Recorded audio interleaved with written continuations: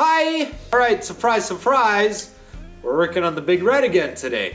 I was gonna do a video of the polishing the turd video, but I got into it a little bit and it just wasn't interesting, so I scrapped that video. And we have lots of parts on order, let's just say that. Today we're gonna do something a little different. We are going to do the valves. The motor is making a little bit of smack, smack, smack noise, and we are going to help remedy that a little bit, because I have a feeling that the valves are a little loose. We're gonna get right into that in a sec. Thanks everybody who has supported the channel on Patreon. Huge thanks to you. You help keep the content rolling. Helps out a lot. Thanks. Thanks everybody who's also come to the live streams that we've been doing. They've been a lot of fun. If you don't like them, don't watch them. It's that easy. I'm allowed to like other things besides trikes and snowmobiles. I'm allowed to have a life outside of this. We do play with fans, so we will be continuing to do that at least through the self-isolation period. And yeah, come on and come down and have a game with us sometime. But let's get into the valves here, because I have a feeling they need to be done, and I'll show you guys how to do it. It's pretty easy.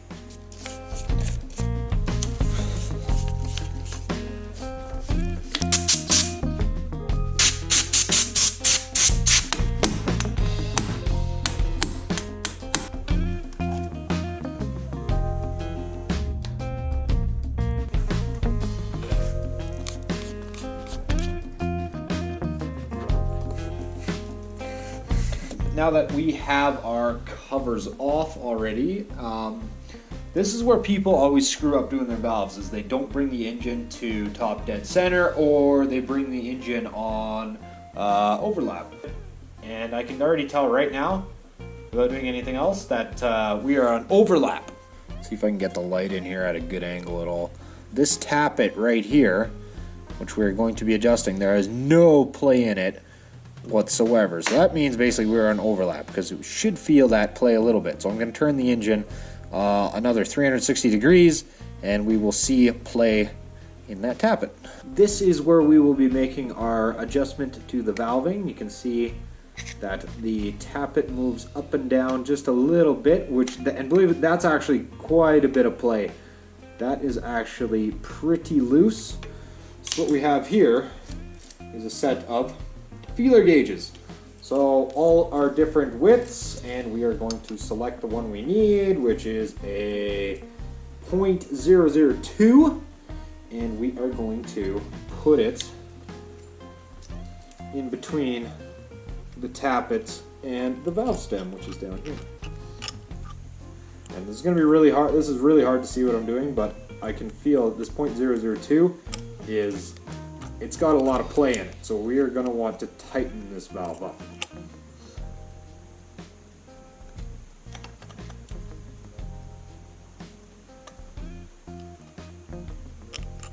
And we have now checked with our feeler gauge, and we are good. So that valve is now complete. I will be doing the back one as well, but there is, the back one, which is actually the intake valve. I'm not going to show it because it's going to be impossible to show from where it's sitting. So valves on an engine like this, super easy to do. Dual overhead cam, that's what that one has. That's a whole nother can of worms to be adjusting valves on this. Than something like that, because this super easy, but dual overhead cam like the Wildcat back there, they perform a lot better. This is a very simple engine compared to what's going on back there. Another thing I did, and I did it off camera, is I actually adjusted the chain tensioner, and you do that. It's actually this little device right here. I'm not going to go over it because there's actually better videos on YouTube that actually show you how to do it than what I would show. So now I should have a before and after of this. When we fire it up, put that boot back on, we will not hear a bunch of slapping of the chain. It should sound way better.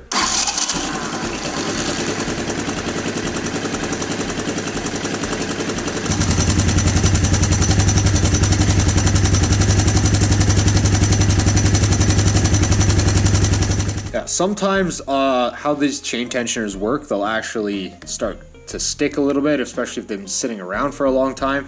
So it is an automatic spring tensioner, But if they've been sitting for a long time, sometimes they need a little bit of a help just to get them unstuck, and that's all this one needed. So it is nice and quiet running motor now. I actually did a little bit of things without you guys. I had the rear brakes working for a little while until the brake cable broke. There are tons of parts on order, cables, covers, the lights. Actually, no, I got the lights done. The lights are done. I think we did the wiring in the last video for the light, so turn on our booster pack here. So we have the lights working in their entirety right now, including even the tail light. Even the tail light works. This was something I did just a little earlier, was get the heads-up display, the whole 2 lights on your heads-up display working again. Neutral light works, obviously. And then we also have our reverse light as well.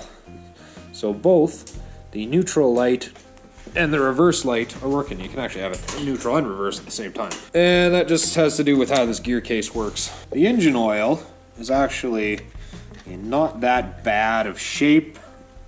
It's a little dark, but I've seen much worse. Well, it's old. We'll do an oil change anyway. While we're over here, we did the spark plug as well as the spark plug cap. I don't know who was the super genius that did the routing on this one last time, because they had the brake cable here. You can see that big rub mark on it. That was rubbing on the tire. I was able to free up the front brake lever. It does work a little bit. We will be doing cable as well as shoes in there. Rear diff oil is actually in good shape, so we're all good there. Oh, I did have the rear rack and the fenders, a little bit of work done there, so the rear rack is not wobbling around anymore. It is now solid. I oiled the fenders just because they were so bleached by the sun and they were starting to get like a tiny bit chalky. So I like put a bunch of oil on there because I was going to rub it in. And like the oil, I go over there to get my rag, and I was like, where'd all the oil go? So these fenders soaked up a ton of oil. They were dry, and all I'm doing there is the hopes of making them a little less fragile. I also, since we're here, I also took the time to do a little bit more riveting because somebody had put plates in behind there, and then I stitched up this fender with mostly red zip ties. Yeah, so that's looking good and solid again. I tried to put a little bit of heat to the fenders, especially that one on that side, try to bend it back just a little bit because it was a little droopy on this side. It's better, but it's still drooping a little bit. I can actually put a bracket from, it's under the booster pack, but a bracket from the mount here and just lift up that fender just a little bit more. What else did I do? What else? Oh, we still got to deal with the front fender.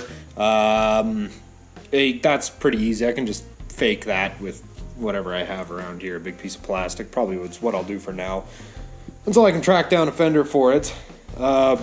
Cables are freaking solid. Oh, we did the fuel system. I think that was the first video we did, was the fuel system. So since then, I have stuck a inline fuel filter into the fuel line. That was actually a freaking routing nightmare, believe it or not, for that short little fuel line to get that inline fuel filter in there. That was actually a routing nightmare, but definitely worth it to have that inline fuel filter. Oh, speaking of welding, I got to practice my welding a little bit in the rear rack just to bend it back a little and help keep things together. Turns out I still suck at welding. I put the air box back together, cleaned the air filter.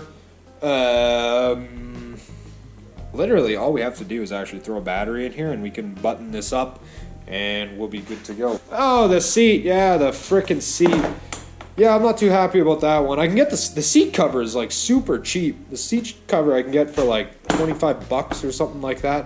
The foam, if I want like the seat cover kit with the foam, that's like, I think like $130. So I'm actually just looking for foam that I can cut and mold to the shape of this seat, because I'm not paying $130 for the foam. Screw that. I don't mind paying like the $30 for, or $20 or however much it is for the seat cover, but I'm not paying that much for the foam. That's way too much. Oh, the throttle cable, that was the other thing I fixed. I was able to get it lubed up and freed up and working properly, so one less thing to add to the pick list.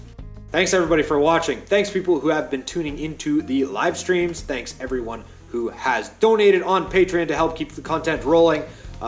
Subscribe down below, hit that like button. Lots of stuff coming up for the summer, as long as the fire bans or COVID does not stop us. I don't think it's COVID. I think it's going to be the fire bans that's going to stop us. It's the fire bans are caused by COVID. Damn it! Thanks everybody for watching this video. I got parts on order. See you in the next one. Bye-bye.